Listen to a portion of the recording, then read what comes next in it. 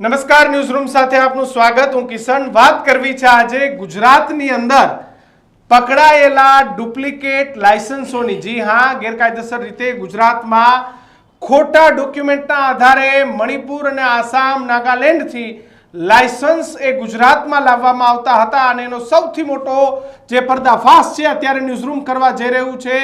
સુરેન્દ્રનગરમાંથી 21 જેટલા લાયસન્સો પકડાયા બાદ અમદાવાદ એટીએસ અને ક્રાઇમ બ્રાન્ચે પણ પોતાની તપાસનો ધમધમાટ વધાર્યો હતો, જેની અંદર હવે એક બાદ એક નામ ખુલી રહ્યા છે. જી હા, કલાકારો બાદ રાજકીય નેતાઓ તરફ પણ શંકાની સોય એ આગળ વધી રહી છે. રાજકીય નેતાઓના સંબંધીઓએ પણ લાયસન્સ મેળવ્યા હોવાની વિગતો સામે આવી રહી છે. વટ પાડવા ખોટા લાયસન્સ મણિપુર અને નાગાલેન્ડથી મેળવવામાં આવતા હતા, જેની અંદર ગુજરાત એટીએસે 200 જેટલા લોકો પાસે લાયસન્સના નામ મળ્યા અને લાયસન્સ જમા કરાવ્યા હોવાની વાત સામે આવી રહી છે. બોટાદ, પોરબંદર, સુરેન્દ્રનગર સુધી આ લાયસન્સ કૌભાંડ પહોંચ્યું છે.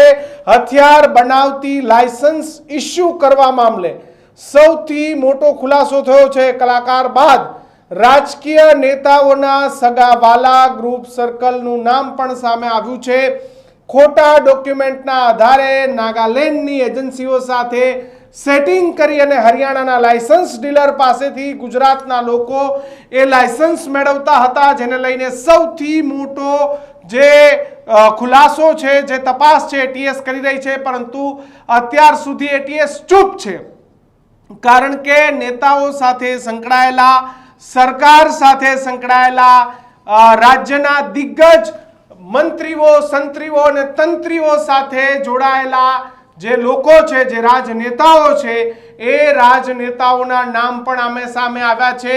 સ્થાનિક લેવલે નેતાગીરી કરતા, અલગ અલગ પ્રકારના ધંધા વ્યવસાય કરતા લોકોએ પણ આમાં રાજકીય પક્ષના લોકો એટલે કે ભાજપ અને કોંગ્રેસના લોકોના પણ નામ છે કે જે લોકોએ આ ગેરકાયદેસર લાયસન્સ મેળવ્યા હતા.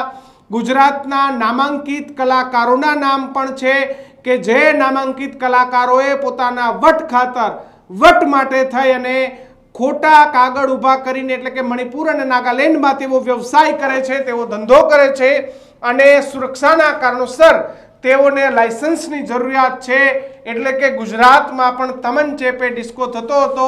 પ્રદીપ કચિયા વટ ખાતર મેળવેલા લાયસન્સોની તપાસનો ધમધમાટ, કલાકારો બાદ રાજનેતાઓ અને તેમના સગા વહાલાઓના નામ પણ ચર્ચામાં. કિશન, સૌથી પહેલા આ કેસની તપાસનો ધમધમાટ એ સુરેન્દ્રનગર એસઓજીને એક બાતમીના આધારે જે હથિયારો પકડ્યા હતા ત્યાંથી શરૂઆત થઈ અને ત્યારબાદ આ કેસ એ ગુજરાત એટીએસને સોંપવામાં આવ્યો. ગુજરાત એટીએસે આ કેસની અંદર અત્યાર સુધી જો વાત કરવામાં આવે તો મુખ્ય 7 આરોપી સહિત 16 જેટલા વ્યક્તિઓ કે જે ડાયરાના કાર્યક્રમોની અંદર કમરે તમંચો લટકાવી નોટોનો વરસાદ કરવા માટે, વટ પાડવા માટે સોના ચાંદીના ઘરેણા પહેરીને જે વટ પાડી રહ્યા હતા કે અમે અમારા કમર ઉપર રિવોલ્વર રાખી છે, અમે વટ પાડીએ છીએ, એ તમામ લોકોની અટકાયત કરવામાં આવી છે. તમામના હથિયાર જમા લેવામાં આવ્યા.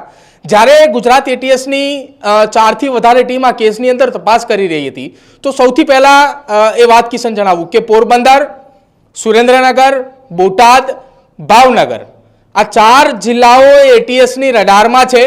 સૌથી વધારે હથિયારો આ 4 જિલ્લાની અંદર પહોંચી ચૂક્યા છે. માહિતી એટીએસ પાસે આવી ચૂકી છે, એટલા માટે જ આ 4 જિલ્લાઓ સૌથી પહેલા રડારમાં છે. બીજી આ કેસની અંદર એક મહત્વની કડી અને પુરાવા સાથેની વાત એ એટીએસના હાથે લાગી છે. એટીએસના સૂત્રો પાસેથી જે માહિતી મળી રહી છે કિશન, એમાં સૌથી મોટા મહત્વના સમાચાર એ કે દક્ષિણ ગુજરાતના એક ધારાસભ્ય પણ આ કેસની અંદર સંકળાયેલા છે.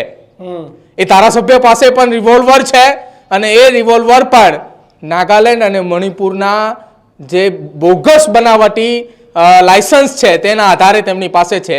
બીજી મહત્વની વાત એ છે કે એમના મળતિયાઓ પાસે પણ એ હથિયારો પહોંચી ચૂક્યા છે. ત્યારબાદ બીજો પુરાવો રાજકીય નેતાની જે વાત થઈ રહી છે તેના અંતર્ગત અમદાવાદના એક મોટા ગજાના રાજકીય પક્ષના નેતા અને તેમના સગા સંબંધીઓ અને તેમના મળતિયાઓ પાસે આ પ્રકારના બોગસ હથિયારો અને રિવોલ્વરના લાયસન્સ સહિત રિવોલ્વર અને કાર્ટિજ છે.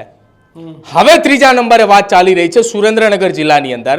એ સુરેન્દ્રનગર જિલ્લો કે જ્યાં ગુજરાતની અંદર સૌથી વધુ ખનન ચોરી થાય છે અને એ ખનન માફિયા ઉપર છેલ્લા કેટલાક સમયથી આમ તો તવાઈ બોલાવવામાં આવી રહી છે અને ક્યાંક એ તવાઈની સાથે સાથે કિશન ગુજરાત એટીએસ ની અંદર અત્યારે આ બોગસ બનાવટી લાયસન્સના કેસ ચાલી રહ્યા છે, તમામ લોકોને ઉઠાવી રહી છે એટીએસ. એટલા માટે જ ક્યાંક એ લાયસન્સ જે બોગસ બનાવટી લાયસન્સ વાળી રિવોલ્વર એ અત્યારે બહાર નથી આવી રહી. સુરેન્દ્રનગરની અંદર એક રાજકીય પક્ષના નેતા છે, એ નેતાઓના સગા સંબંધીઓ એટલા બધા મજબૂત અને એટલા બધા પાવરફુલ છે કે એમના નામે અત્યારે આ રિવોલ્વરો, એમના નામે અત્યારે આ કાર્ટિસ બોગસ લાયસન્સ વાળી એ તમામ જગ્યાએ અત્યારે ફરી રહી છે. હવે કિશન, વાત મહત્વની એ કે બોટાદ, ભાવનગર અને પોરબંદર આ 3 જિલ્લાની અંદર એટીએસની ટીમ અત્યારે તપાસ કરી રહી છે. ક્યાંક સૂત્રો તરફથી એવી પણ માહિતી મળી રહી છે કે આ 3 જિલ્લાની અંદરથી જે કલાકારો છે એ અને રાજકીય કેટલાક નેતાના સગા સંબંધીઓ પાસેથી હથિયારો મળી શકે, કેમ કે એટીએસે 108 લોકોની સામે આ કેસની અંદર ફરિયાદ નોંધી હતી, જેમાં લગભગ 23 થી 25 ની આસપાસ આંકડો પહોંચી ચૂક્યો છે ધરપકડનો. અને આ કેસનો મુખ્ય સૂત્રધાર શૌકત અલી, જેને હરિયાણાથી ધરપકડ કરવામાં આવી છે, હવે જ્યારે એને ગુજરાત લાવવામાં આવશે કિશન, ત્યારે આ કેસની અંદર મોટા નામોની પણ શક્યતા. શું હતી, કઈ એમોના આધારે લાયસન્સ મણિપુર, નાગાલેન્ડ, આસામથી લાવવામાં આવતા, ત્યાંના અધિકારીઓ સાથે કેવું સેટિંગ હતું, અને અહીંના લોકોએ શા માટે ગુજરાતથી અહીંથી લાયસન્સ નહોતા મળતા, અથવા અહીંની પોલીસ કે સરકાર પરમિશન નથી આપતી એટલે ત્યાંથી પેન ઇન્ડિયાના નામે લાયસન્સો લાવતા હતા? કિશન, અહીંના જે ગુજરાત સરકારની અંદર લાયસન્સ લેવાની જે કાર્યવાહી છે એ ખૂબ લાંબી પ્રોસેસ છે, અને સાથે જે વ્યક્તિ એ પોતે ગુનાહિત ઇતિહાસ ધરાવતા હોય તો એને લાયસન્સ કેવી રીતે ઇસ્યુ થઈ શકે? જો તમારે વટ કરવો છે, તમારે લાયસન્સ ઇસ્યુ કરવા માટેની આખી પ્રોસેસ શું છે કે તો તમારી જાનને ખતરો છે, અથવા તો તમે કોઈ એવું રાષ્ટ્ર માટે અથવા રાજ્ય માટે તમે કામ કરી રહ્યા છો તો તમને સિક્યુરિટી પ્રોવાઈડ કરે છે. તમને પહેલાથી ફટ લઈને કોઈ હથિયાર તો તમને આપી દેવાનું છે નહીં, તો ગુજરાતની અંદર એ હથિયાર લેવું એ ઇમ્પોસિબલ લાગતું હતું. એટલા માટે આ લોકોએ મણિપુર અને નાગાલેન્ડની અંદરથી આખી આ કાર્યવાહીની શરૂઆત કરી. કિશન, આખી આ કાર્યવાહીની અંદર વાત એવી છે કે એક લાયસન્સ ઇસ્યુ થાય છે મણિપુર અને નાગાલેન્ડની અંદરથી, એ એકના આધારે અન્ય બીજા 10 બોગસ લાયસન્સ બનાવે છે. એકના ઉપર હથિયાર ખરીદવામાં આવે છે અને 10 વ્યક્તિઓને એમ કહેવામાં આવે છે કે લો આ તમારા નામનું લાયસન્સ છે અને તમારા નામની રિવોલ્વર અને તમારા નામની કાર્ટિસ. હવે વાત એવી છે કિશન કે જેની પાસે રિવોલ્વર છે, જેને લાયસન્સ બોગસ આપવામાં આવે છે, એ વ્યક્તિને ખબર જ નથી કે મારી પાસે બોગસ લાયસન્સ છે. એ તો ડાયરાના કાર્યક્રમોની અંદર 10-10 અને 20 ના બંડાલો લઈને નોટો ઉડાડવા જાય છે, ત્યારે કમરે તમંચો લટકાવીને ફરે છે, અને જ્યારે કાર્ટિસ પૂરી થાય છે ત્યારે કહેવામાં આવે છે કે તમારે કાર્ટિસ પણ બીજા કોઈ વ્યક્તિ પાસેથી લેવાની નથી, એ પણ તમારે અમારી પાસેથી લેવાની છે. અચ્છા, એટલે એ ડબ્બો ત્યારે પણ કમાણી ચાલુ જ રહે એમ કાર્ટિસની? પહેલેથી લઈને છેલ્લે સુધીનું આખું આ સેટિંગ છે, આખું આ નેટવર્કિંગ છે. હરિયાણાની અંદર 2-4 વ્યક્તિઓ છે કે જે મણિપુરની અંદર રહે છે, મણિપુર અને નાગાલેન્ડની અંદર રહીને આખા કેસનું આખા નેટવર્ક ચલાવે છે. જ્યારે નેટવર્કની શરૂઆત થઈ, લગભગ એ 2022થી નેટવર્કની શરૂઆત થઈ હોવાની આશંકા છે, ત્યારથી અત્યાર સુધીની અંદર ગુજરાત એટીએસની તપાસની અંદર ગુજરાતમાં જે 108 જેટલા લોકોની સામે જે ફરિયાદની વાત હતી કિશન, હજુ પણ આ આંકડો 108 સુધીનો નથી. આ આંકડો એ ખૂબ લાંબો હોઈ શકે છે, કેમ કે આપણે પણ જોઈએ છીએ ડાયરાના કલાકારો ડાયરાના મંચ ઉપર હોય અથવા તેમની સામે નોટો ઉડાડનારા વ્યક્તિઓ હોય, ખનન માફિયાઓ હોય, આ તમામ પાસે હથિયારો છે તો તેના લાયસન્સો તપાસવા જોઈએ. ચૂંટણી પ્રક્રિયા જ્યારે શરૂ થાય છે ત્યારે હથિયારો જમા કરાવતા એ લોકો જ્યારે હથિયાર જમા કરાવવા જાય છે ત્યારે કેટલાક હથિયારો આવા પણ એ ખુલીને સામે આવે છે, ત્યારે એમને ખ્યાલ આવે છે કે આપણી પાસે બોગસ લાયસન્સ છે. જો કે ભૂતકાળમાં એક આવી ઘટના સામે આવી હતી, પરંતુ કોઈ અધિકારી હતા એમને ના પાડી દીધી હતી કે ભાઈ તમારી પાસે બોગસ લાયસન્સ છે, તમે જમા ના કરાવશો નહીં તો તમારી પણ ધરપકડ થઈ જશે. આ વાત લગભગ સૌરાષ્ટ્રને જ છે, પરંતુ એ વખતે જો ખુલીને સામે આવ્યું હોત તો કદાચ 2022માં જ આ નેટવર્ક એ ખુલીને સામે આવી ગયું હોત. આ લોકોએ ક્યારે ચૂંટણીઓમાં કે આચાર સંહિતાઓમાં પણ પોતાની બંદૂકો જમા નથી કરાવી, એટલે ગન કલ્ચરનું વધતું જે પ્રમાણ છે ગુજરાતમાં, પ્રદીપ એ હવે ધીમે ધીમે ખુલી રહ્યું છે. આભાર પ્રદીપ કચ્છા અમારી સાથે જોડાવા બદલ. તો તમે પણ ગુજરાતના કોઈ પણ ખૂણેથી છો અને તમે પણ મણિપુર, નાગાલેન્ડ કે આસામના નામે ક્યાંયથી લાયસન્સ લીધું છે તો ચેતી જજો, ગુજરાત એટીએસનો સંપર્ક કરી લેજો.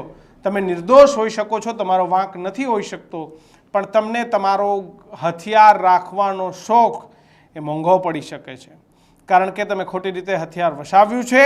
અને ગુજરાત કે જે ગાંધી અને સરદારની ભૂમિ છે, જે ગુજરાતની અંદર સલામત ગુજરાતના દાવા થાય છે, જે ગુજરાતની અંદર ભયમુક્ત અને ડરમુક્ત ગુજરાતની વાતો થાય છે, એ જ ગુજરાતમાં જાણીતા ચહેરાઓ એટલે કે કલાકારો, ગુજરાતના નેતાઓ, ગુજરાતના પ્રતિષ્ઠિત પૈસાવાળા લોકો એ ગુજરાતમાં હથિયાર લેવા માટે મજબૂર થયા છે, ત્યારે શાંતિપ્રિય ગુજરાતની અથવા તો સુરક્ષિત ગુજરાતની વાતો એ કેટલી માનવી ખબર હોય તો કમેન્ટ બોક્સમાં લખજો. જોતા રહેજો ન્યૂઝ રૂમ. નમસ્કાર.